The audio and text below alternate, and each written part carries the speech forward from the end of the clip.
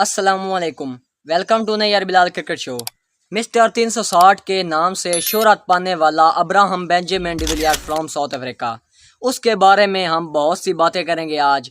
और जो बंदे मोहम्मद हारिस को एबी के साथ कंपेयर करते हैं उनके बारे में भी बात करेंगे। मोहम्मद हारिस की टेक्निक, उसका क्रिकेट खेलने का स्टाइल, उसका क्या ढंग है, क्या वो एबी डिविलियर्स के साथ कंपेयर करना जायज़ है या वो उसके लेवल को टच कर सकता है या नहीं, इन सभी बातों को हाईलाइट करेंगे।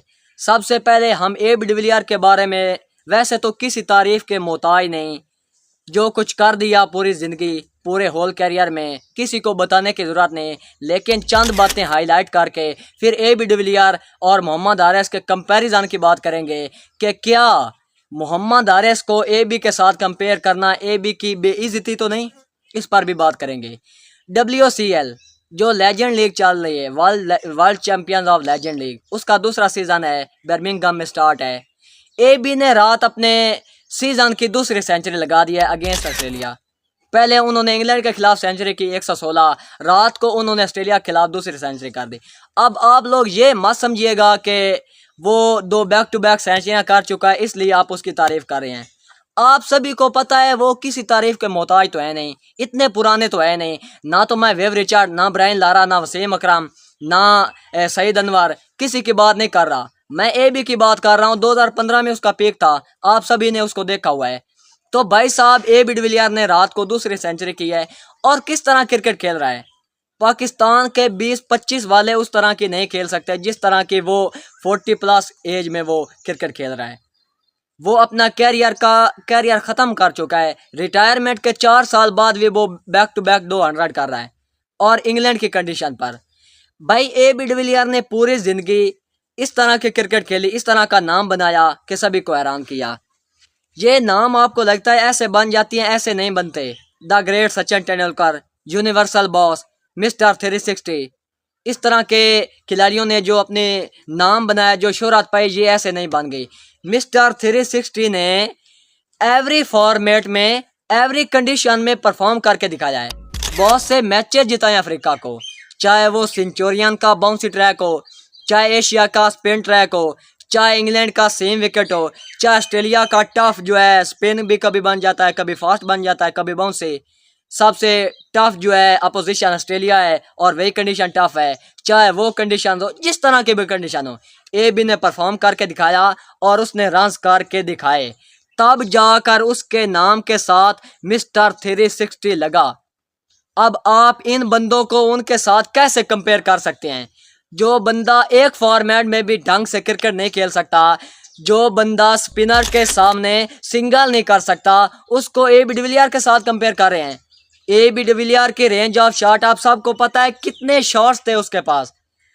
कौन सी ऐसी जगह है जहां पर वो शॉट नहीं लगा सकता? आप मुझे बताएं। सीधे छक्के, रात को उसने सीधे छक्के लगाए, इस एज में सीधे छक्के वो लगा रहा था। कौन से ऐसे शॉट्स हैं? मैं कहता हूं आप सभी को पता है, वैद बंदा है जिसकी रेंज ऑफ शॉट दुनिया क्रिकेट में सबसे ज्यादा है। वैसे तो बड़े बड़े बंदे हैं, विराट कोहली, क्रिस गेल, इन सभी की रेंज ऑफ शॉट अच्छी है, लेकिन एबी डिविलियर्स खुद किसी वो यार्कर को छक्का लगा देता था। तो भाई साहब एबी डिविलियर्स और मोहम्मद हारिस का कंपैरिजन करना, मैं कहता हूं एबी डिविलियर्स के साथ ज्यादती है। उसके कैरियर को बदनाम करना है मोहम्मद हारिस का, उसके साथ कंपैरिजन करना।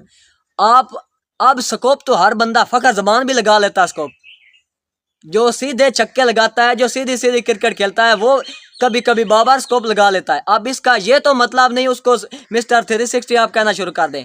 मोहम्मद हारिस स्कोप लगा लेता है, अब उसका ये मतलब नहीं वो मिस्टर गूगल और मिस्टर 360 बन गया। नहीं भाई साहब, वो तो सिर्फ खेलता ही T20 है और वो भी ढंग से नहीं खेल पा रहा।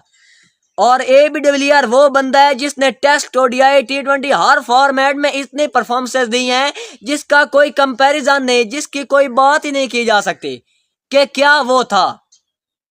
तो भाई साहब मोहम्मद हारिस ना तो कोई बंदे की टेक्निक है। आप देख लें बांग्लादेश में स्पिनर लगा हुआ है, उसके सामने सिंगल नहीं कर पा रहा। जिन गेंदों पर साहब ज्यादा फरहान मिड विकेट पर छक्के लगा रहा है, उन गेंदों पर वो जो है पैडों पर और जो है पीछे गेंदे खा रहा है।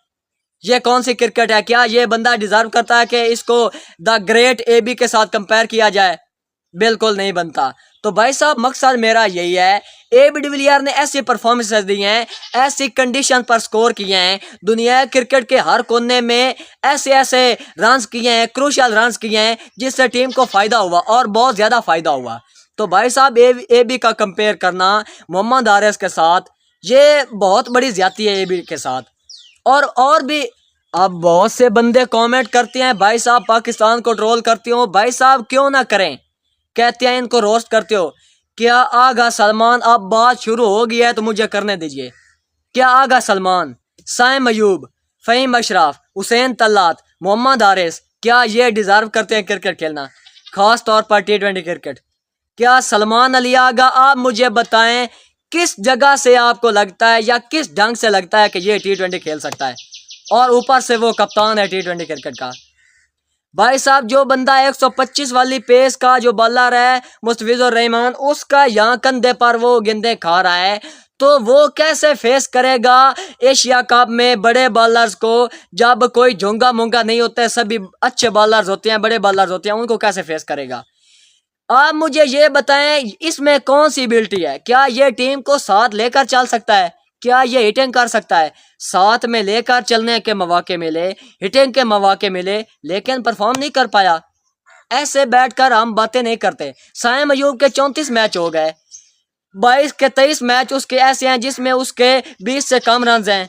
कितनी अपॉर्चुनिटी मिली, इंजरी से वापस आया, उसकी अब तक 50 नहीं है। तो भाई साहब क्यों ना बात करें। दूसरी तरफ टेम डेविड को देख लें, कितने दिनों बाद उसको मौका मिला, आते उसने 100 कर दिया। माइकल ओवन को देख लें, वो अदर कंट्री में जाकर खेल रहे हैं ना, टफ अपोजिशन के, वेस्ट इंडीज़ के खिलाफ उन्होंने इस तरह क्रिकेट खेली है। 8 में से 7 मैच वेस्ट इंडीज़ को हराए हैं। अब ये आपके बंदे जा रहे हैं, आप देख लेना वो इनका क्या हाल करते हैं। वो वेस्ट इंडीज़ जो 8 में से 8 मैचों पर मुश्तमिल जो 2 सीरीज थी, टेस्ट और ODI, टेस्ट और T20, उनमें से 7 मैच हार गए। वही वेस्ट इंडीज़ आप पाकिस्तान का क्या हाल करती है, आप देख लेना।